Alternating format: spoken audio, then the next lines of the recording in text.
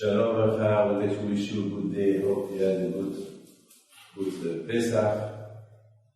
Today, I would like to tell you about the strength of the Tzaddikim, that they have a power to change the nature. As you know, the nature is the nature. The sun rises from one side, and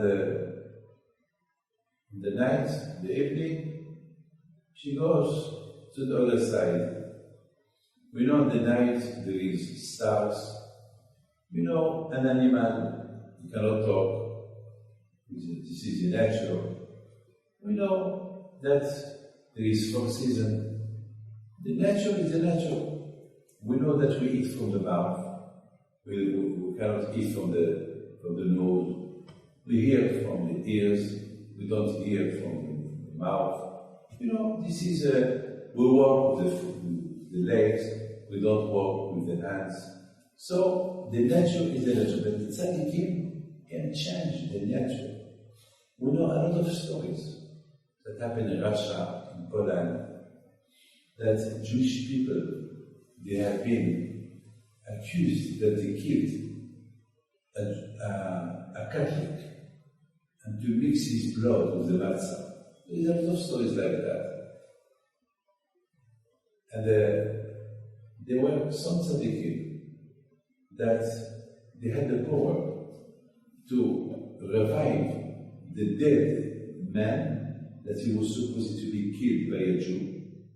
And he told him, and the tzaddik became alive and asked him, who killed you? Who killed you? And he's going to talk. Then he will pass away. The Tzaddikim, they have the power. We see in the Torah that when the Israel, before they crossed the sea, was a big problem. The sea will not cross, will not divide, it will not split. Because the Jews has no Torah. So until Hashem he appeared to the sea, and the sea split. So the Orahim HaKadosh asked a question. Why Rabbi Pinchas ben Yair, the father-in-law of Rabbi Shimon Yochai, wanted to cross a river, and he talked to the river. He said, river, I want to cross, split. And the river will not split. Then Rabbi Pinchas ben Yair, he warned the river, if you don't split, I will dry you. You become dry. And the river split. So the Orahim HaKadosh asked, why Moshe Rabbeinu, he couldn't split the sea? 2,000 years later, Rabbi Pinchas ben Yair, he split the river. What's the difference between both of them? And he gave a beautiful answer, which is a good lesson for us. At the time of Moshe Rabbeinu, he did not receive the Torah yet. The Torah, they received it 7 weeks later, or 6 weeks later. Once you have the Torah, you can change the nature. Without the Torah, you cannot change the nature. And because it was a lesson that Hashem wanted to teach the Jews. A Jew, never mind what kind of Jew he is. There is no Jew today that he did not do a mitzvah in his life. Brit Milah or a mitzvah. With the zichut of that mitzvah that he did, Hashem can change the nature for him.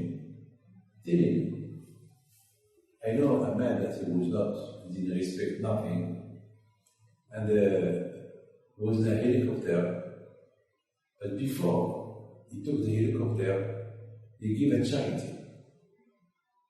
And the helicopter crashed, and remained alive.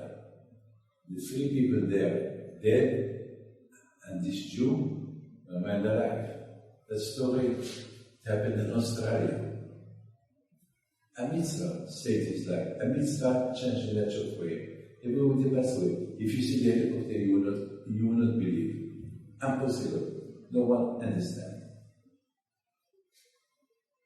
Rabbi Pinchas ben Yair, at his time, he received the Torah.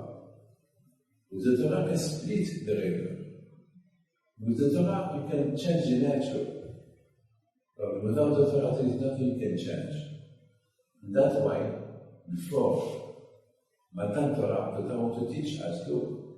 Moshe Rabbeinu wanted to change the nature by splitting the sea. He couldn't, because he did not receive the Torah. My friend, so, Baruch Hashem, there is no one of us that he did not do a mitzvah in his life.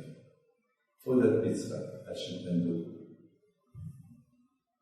can change the nature for that mitzvah. Hashem bless you, thank you, and